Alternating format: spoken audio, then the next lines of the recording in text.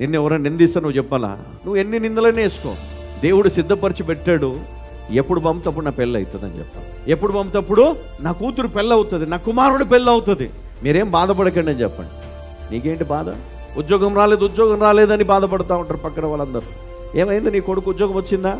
Engineering చేయించినావు కదా, nurse training చేయించినావు కదా, లేకపోతే డాక్టర్ ట్రైనింగ్ చేయించినావు కదా, MBA డిగ్రీ ఇంగ్లీష్ మీడియంలో వేసినావు కదా అంటారు కదా.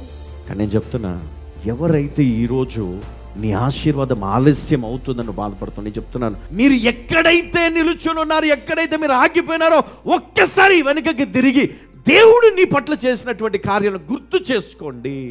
దేవుడైన యెహోవా నిన్ను నడిపించిన మార్గములన్నిటిని జ్ఞాపకము చేసుకో. కన్నీళ్లు విడుచుకుంటూ దేవునికి స్తుతి చెప్పు, దేవానికి మహిమ చెప్పు, ఆయన గణపరచు. ఎంత గొప్ప ప్రయాణం అనేది, ఎంత భయంకరమైన జీవితం అనేది. ఎన్నిసార్లు నిన్ను తప్పించాడు, ఎన్నిసార్లు చచ్చిపోదాం అనుకోలేదు ఇక్కడ ఉన్న వాళ్ళు, ఎన్నిసార్లు వదిలి వెళ్ళిపోదాం అనుకోలేదు కుటుంబాలను, మీ భర్తను మీ భార్యను వదిలి, మీ కుటుంబాలను వదిలి కదా, చాలాసార్లు అనుకున్నారు మీరు. నేను చెప్తున్నా, దేవుని కృప నీ పైన ఉన్నది కాబట్టి స్టిల్ ఈరోజు ఇప్పటికీ కారణం ఏంటో తెలుసా? దేవుని కృపయే, దేవుని కనికరమే. దీన్ని మనం గ్రహించాలి. హల్లెలూయా.